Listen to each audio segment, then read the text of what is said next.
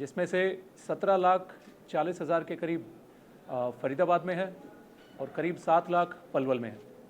तो इसके साथ ही हमारे जो बूथ बने हैं टोटल 1572 और 702, 1572 फरीदाबाद में और 702 पलवल में है। बूथ्स पे सभी पे हमने सारी अश्योर्ड मिनिमम फैसिलिटीज़ मुहैया करवाई हैं। इसके साथ ही जो हीट वेव से निपटने के लिए जो तैयारियां हैं, चाहे वो शेड की व्यवस्था हो या पानी की व्यवस्था हो या बैठने की व्यवस्था हो या पंखा या कूलर की व्यवस्था हो, वो भी हमने करवाई है। इसके अलावा मेडिकल फैसिलिटीज़ भी हमने प्रोवाइड करवाई हैं। लगभग हर एक बूथ पे हम मेडिकल फैसिलिटीज़ या एक एएनएम या डॉक्टर या स्टाफ नर्स वगैरह रहेंगे वहाँ पे। इसके साथ ही जो हमारे क्रिटिकल बूथ हैं वो करीब 140 हैं, 58 फरीदाबाद में और 82 पलवल में हैं। तो साथ ही ये भी मैं बताना चाहूँगा कि हमारी जो पोलिंग पार्टीज़ हैं उन सभी की ट्रेनिंग हो चुकी है। एआरओ वाइज जो 9 असेंबली सेगमेंट बनते हैं, तो असेंबली सेगमेंट वाइज हमारी सभी की ट्रेनिंग पूरी हो चुकी है। तो टोटल जो कार्यरत एम्प्लॉयज़ हैं वो अगर मैं बताना चाहूँ तो 17,000 के करीब हमारे एम्प्लॉयज़ फरीदाबाद कॉन्स्टिट्यूंसी में लगेंगे। और जो फरीदाबाद ज़िले में है वो करीब 8,500 हमारे एडमिनिस्ट्रेशन के एम्प्लॉयज़ और 3,500 के करीब पुलिस के एम्प्लॉयज़ जो पोलिंग बूथ्स पे रहेंगे। उसके अलावा एआरओ या फिर आरओ या डीईओ के ऑफिस में या फिर उनके स्टाफ के मेंबर्स अलग रहेंगे फिर। तो साथ ही जो हमारे सेक्टर सुपरवाइज़र्स रहेंगे, 174 सेक्टर सुपरवाइज़र्स हैं, 106 हमारे फरीदाबाद के हैं और करीब 68 हमारे पलवल में हैं। तो सेक्टर सुपरवाइज़र्स के पास में 14 से लेकर 17 बूथ के करीब ऑन एन एवरेज रहेंगे। तो वो उन्हीं बूथ्स पे रेगुलरली जाएंगे, सभी को मॉनिटर करेंगे वहाँ पे बूथ पे क्या क्या चल रहा है। तो लोकेशन उनके पास लगभग 4 से 5 लोकेशन एक सेक्टर सुपरवाइज़र के पास होंगी। तो साथ ही जो हमारे सेक्टर सुपरवाइज़र्स के अलावा बाकी टीम्स हमारी हैं, चाहे जोनल मजिस्ट्रेट हो गए, सेक्टर सुपरवाइज़र के ऊपर हमने जोनल मजिस्ट्रेट लगाए हैं, तो वो हर एक कॉन्स्टिट्यूंसी में 2-2 हमने जोनल मजिस्ट्रेट लगाए हैं। साथ ही पुलिस की पेट्रोलिंग पार्टी अलग रहेगी। एक क्राइम से उसमें इंस्पेक्टर या सब इंस्पेक्टर अलग से हर एक कॉन्स्टिट्यूंसी में वो रहेंगे। हर एक कॉन्स्टिट्यूंसी में एक एसीपी और कंसर्न्ड अपने एरिया में डीसीपीज रहेंगे। तो ये जो हमारी टीम्स हैं इवेंचुअली रिपोर्ट करेंगी फिर कंसर्न्ड एआरओ को और फिर आरओ या डीईओ को। तो हमने माइक्रो ऑब्जर्वर्स भी लगाए हैं। माइक्रो ऑब्जर्वर्स सारे के सारे जो क्रिटिकल हमारे जो पोलिंग स्टेशंस हैं वहाँ पे लगाए हैं। साथ ही जो जहाँ पे संख्या ज़्यादा है पोलिंग बूथ की, तो वहाँ पे भी हमने माइक्रो ऑब्जर्वर लगाए हैं। तो इसके साथ मैं बाकी टीम्स का भी मेंशन करना चाहूँगा। जो हमारी एफएसटी और एसएसटी टीम्स हैं तो वो कार्यरत हैं। तो अभी जो साइलेंस पीरियड हमारा शुरू होगा 48 घंटे से, तो आज शाम से 6 बजे से, तो 48 घंटे फ्रॉम द क्लोज ऑफ पोल देखते हैं हम। तो 25 को शाम को 6 बजे अगर क्लोज हो रहा है पोल, तो 48 घंटे उससे पीछे चलते हैं। तो आज शाम से 6 बजे से साइलेंस पीरियड शुरू हो जाएगा। तो उसमें और हमारी मॉनिटरिंग और ज़्यादा तेज़ होगी, क्योंकि वोटिंग जैसे जैसे पास आती है तो कई एक्टिविटीज़ बढ़ने की आशंका रहती है। तो हमारी मॉनिटरिंग उसमें भी पूरी रहेगी और बल्कि बढ़ के रहेगी। तो सीजर की अगर मैं बात करूं तो सीजर हमने अभी तक करीब 19.5 करोड़ के हमने सीजर करे हैं अब की बार पूरे कॉन्स्टिट्यूंसी में। जो पिछली बारी से अगर मैं कहूं तो मेरे ख्याल 1000% के ऊपर होंगे वो। तो इसमें जो लिकर है, लिकर भी सीजर हमने करी है, करीब 60,000 लीटर हमने लिकर सीज़ करी है। कैश और प्रीशियस मेटल या बाकी चीज़ें भी हमने सीज़ करी हैं। तो हमारी टीम्स वो भी कार्यरत हैं। साथ ही हर एक बूथ पे मैं बताना चाहूँगा कि हर एक बूथ पे वेबकास्टिंग रहेगी। तो वेबकास्टिंग की फीड एआरओ के पास भी आएगी, मेरे पास भी आएगी और इलेक्शन कमीशन या सीईओ सर के पास भी जाएगी वो। तो उसकी मॉनिटरिंग पोलिंग बूथ के अंदर जो कोई भी चीज़ हो रही है तो उसकी मॉनिटरिंग पूरी रहेगी। और साथ ही वीडियोग्राफी भी हमने करवाई है। जहाँ जहाँ पे हमारे क्रिटिकल स्टेशन हैं वहाँ पे हमने वीडियोग्राफर एडिशनल दिए हैं, वो ताकि पोलिंग बूथ के बाहर की वीडियोग्राफी वो करें वहाँ पे। इसके साथ जो सिक्योरिटी के अरेंजमेंट हैं या बाकी अरेंजमेंट है उनके मुआयना लेने के लिए हमने फ्लैग मार्चेस भी करे हैं, स्टार्टिंग फ्रॉम एआरओ, एसीपी या डीसीपी। और पर्सनली मैंने सीपी साहब के साथ में मिलके पूरे ज़िले का, जिसमें सारी कॉन्स्टिट्यूंसी कवर होती है, उन सभी का हमने फ्लैग मार्च करा है। जिसमें हमने जो हमारी तैयारियां हैं, चाहे पोलिंग बूथ के रिलेटेड हो या फिर सिक्योरिटी के रिलेटेड हो, वो सारी उन सभी का मुआयना लिया है और हमारी तैयारियाँ पूर्ण है उस एस्पेक्ट में। इसके साथ ही ये भी मैं बताना चाहूँगा कि जो हमारी बसेस जाएंगी, जो पोलिंग पार्टीज़ को लेके जाएंगी, वो करीब 400 के करीब हमारी बसेस रहेंगी। जो 6 लोकेशन से, जो 6 ARO हमारे फरीदाबाद ज़िले के हैं, तो 6 लोकेशन से पोलिंग पार्टीज़ को 24 तारीख को लेके जाएंगे, अपने पोलिंग स्टेशन पे छोड़ेंगे और 25 तारीख को जब पोल ख़त्म हो जाएगा तो वहाँ से उनको लेके आएंगे फिर। तो इन सभी बसेस में GPS भी लगा है और इनकी भी मॉनिटरिंग हम रेगुलरली करेंगे। साथ ही 144 हमने लगा दिया है, गैदरिंग के लिए मना करा गया है कि अब 48 घंटे में ना हो।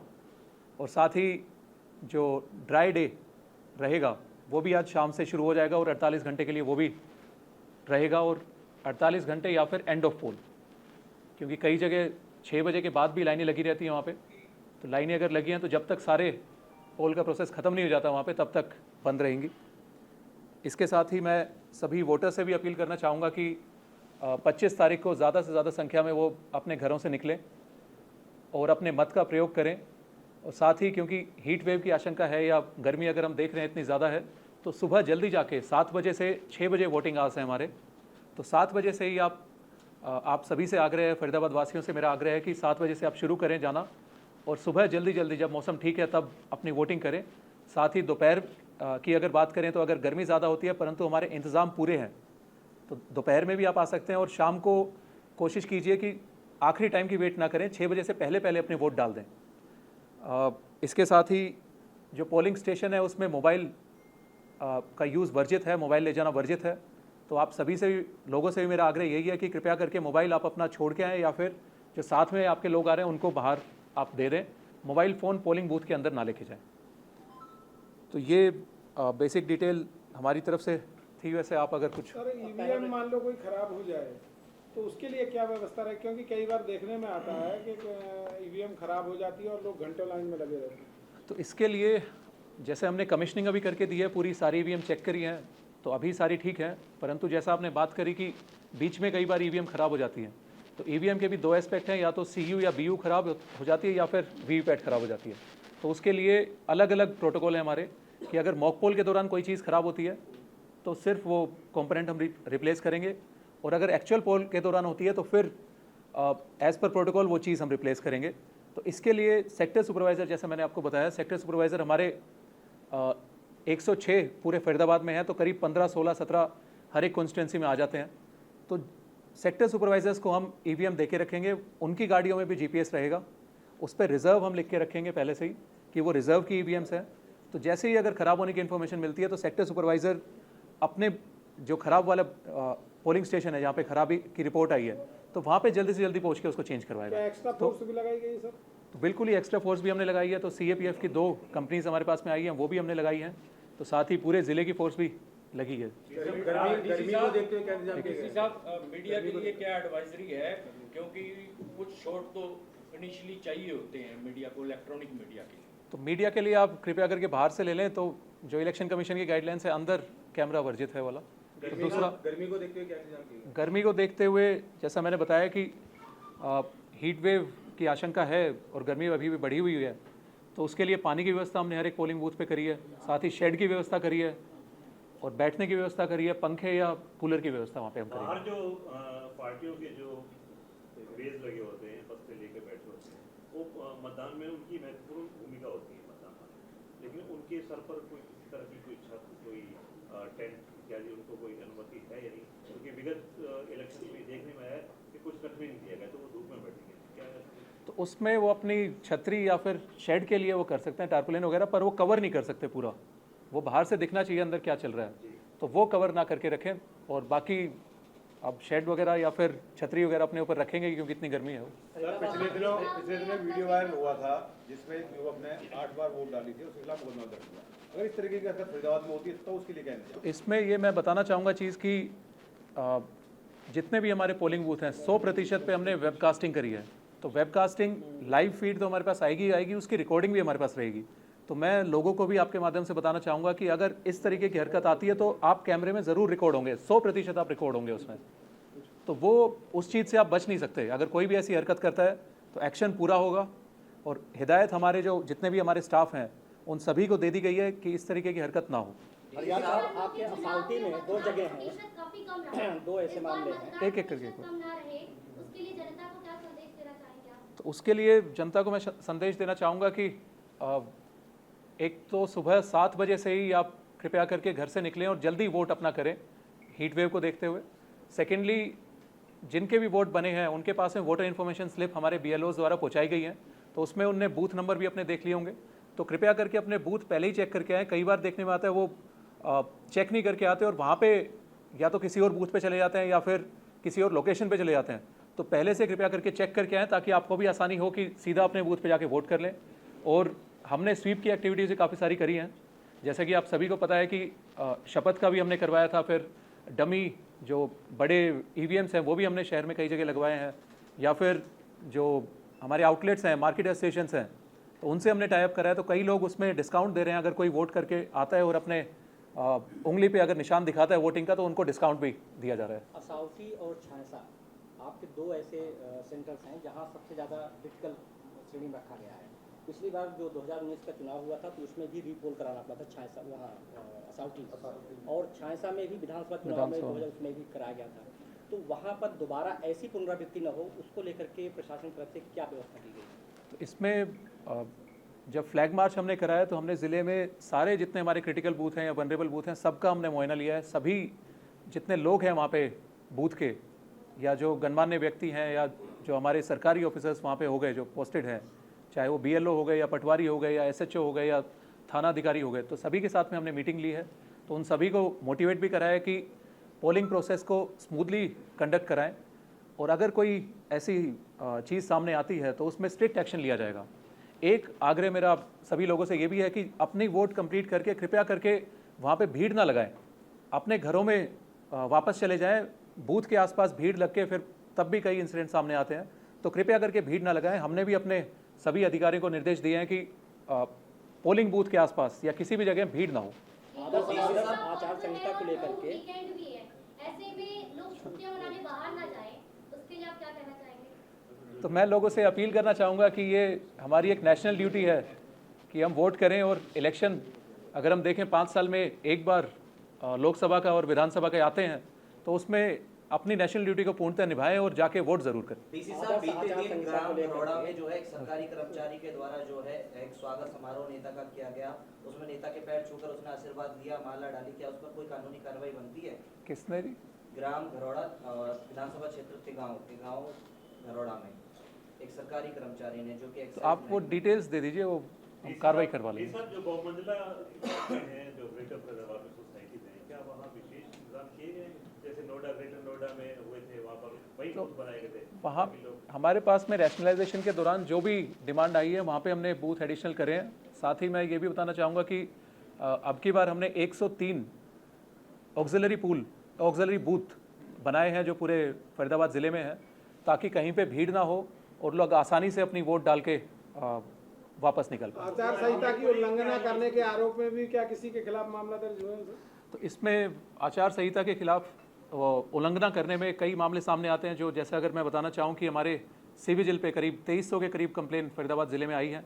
तो उसमें जो हमारा प्रतिशत है लगभग 75 से 80% हमने टाइमली जो एक्यूरेसी हमारी रहती है कि 100 मिनट के अंदर हमें करनी होती है, तो 100 मिनट के अंदर इतनी परसेंटेज हमने रिजॉल्व करी है।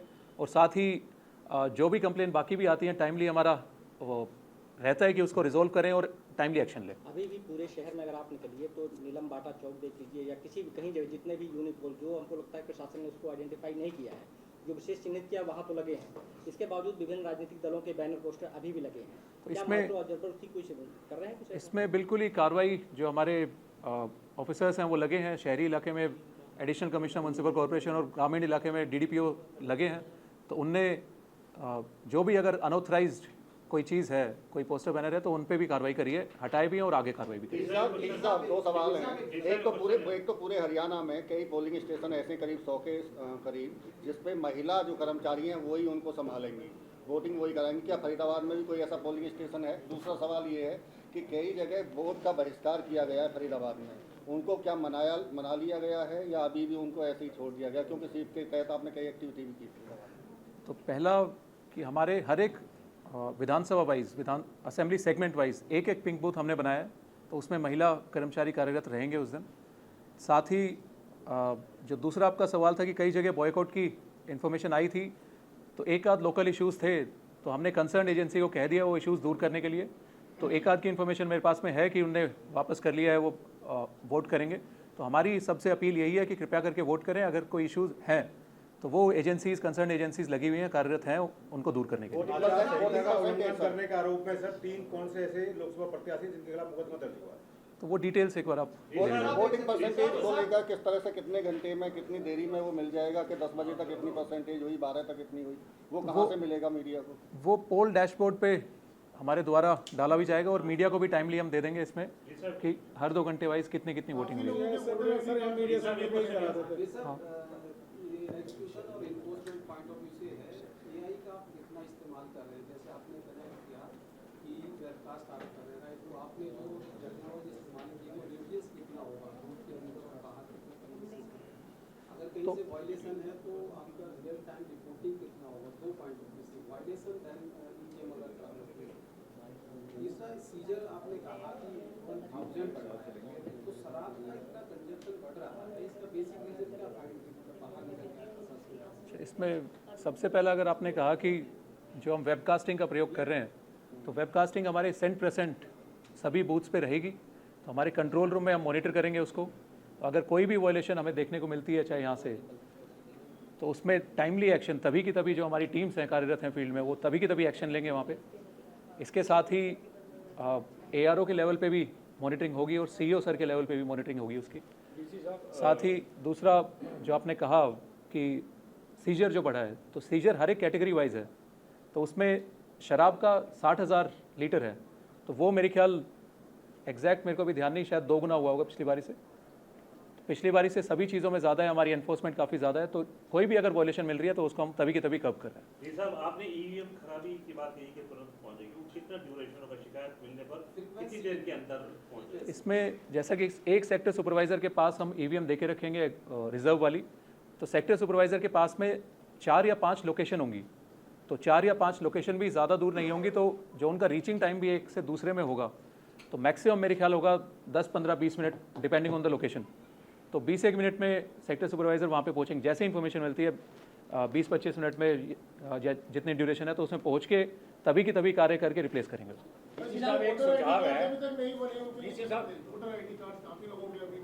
तो वोटर ID कार्ड की लास्ट डिलीशन की लास्ट डेट थी 16 मार्च, और जो आपको नए नाम ऐड करवाने थे या शिफ्टिंग के लिए करवाने थे वो थी 26 अप्रैल।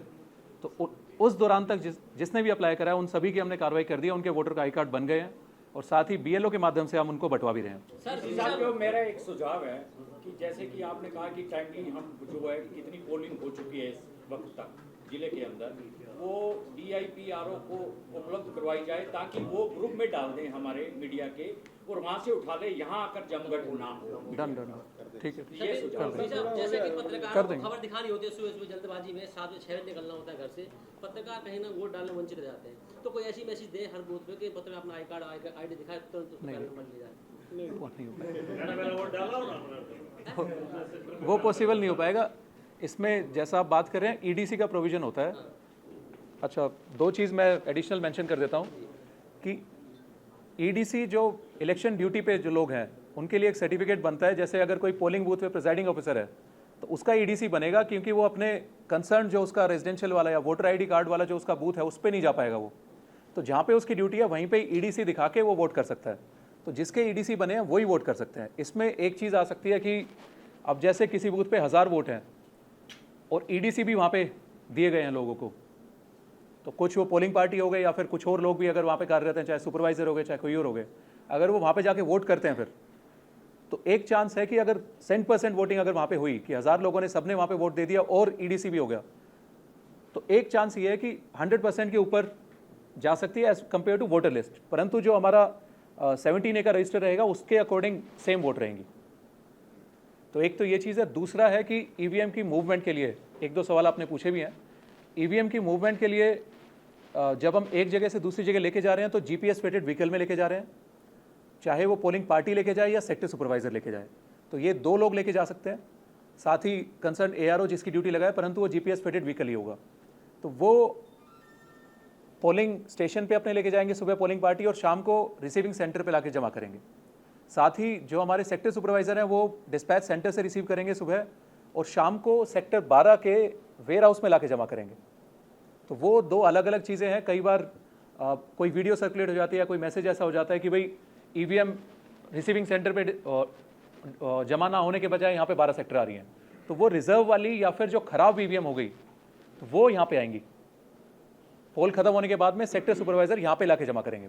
तो ये चीज़ आप भी और आगे भी आप एक बारी ये मैसेज कम्युनिकेट करवा दीजिएगा। तो इसमें कोई डाउट की या कोई शंका की कोई बात नहीं रह जानी चाहिए कि कुछ EVM यहाँ पे आई हैं। वो क्लियर है, हमने सभी कैंडिडेट्स को भी बता रखा है, राइटिंग में उनको दे रखा है कि रिजर्व वाली या फिर ख़राब वाली मॉक पोल से पहले जो ख़राब हो जाती हैं वो EVM हम यहाँ पे लाके जमा करेंगे। आप वोट डालने को लगातार प्रेरित भी कर रहे हैं और एक एक वोट की कीमत भी है, आप अपना वोट कहाँ डालेंगे?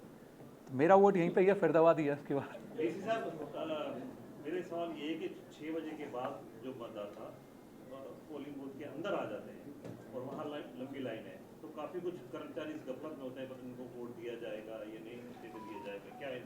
इसमें दो चीज़ें हैं जी कि पोलिंग बूथ के अंदर नहीं आते लोग, अंदर आना वर्जित है। उसमें limited number of voters he allowed हैं कि एक वोट करेगा, एक अपना नाम चेक करवाएगा, एक शाही लगवाएगा। तो मैक्सिमम इतने लोग अंदर हो सकते हैं। इसके अलावा सारे लोग पोलिंग बूथ के बाहर लाइन लगाते हैं। तो 6 बजे जैसे ही 6 बजते हैं तो प्रिसाइडिंग ऑफिसर बाहर जाके देखेगा कितनी लंबी लाइन है और आखिरी बंदे से पर्ची देना शुरू करेगा। आखिरी बंदे को पहले नंबर की पर्ची देगा, उससे शुरू करते हुए 2, 3, 4, 5, और जो पोलिंग बूथ पे या गेट पे आखिरी बंदा खड़ा होगा तो उसको आखिरी पर्ची देगा। तो अगर 50 लोगों को पर्ची देता है तो 50 से वोटिंग शुरू होगी और 1 पे जाके खत्म होगी। वो कितना टाइम लगेगा? चाहे उसमें कितना टाइम लगेगा। काउंट सेंटर बनाएंगे लोकसभा में? काउंटिंग सेंटर 6 हमने यहाँ पे फरीदाबाद में बनाए हैं और असेंबली सेगमेंट वाइज 3 वहाँ पे हैं, वो एक ही लोकेशन पे हैं, पलवल में। सर फिजिकल एक्टिवेट जो वोटर है इस विशेष दिन जो वोट देने जाएगा उसके लिए क्या विशेष इंतजाम है? उसके लिए हमने हर एक लोकेशन पे व्हील चेयर का इंतजाम करा है।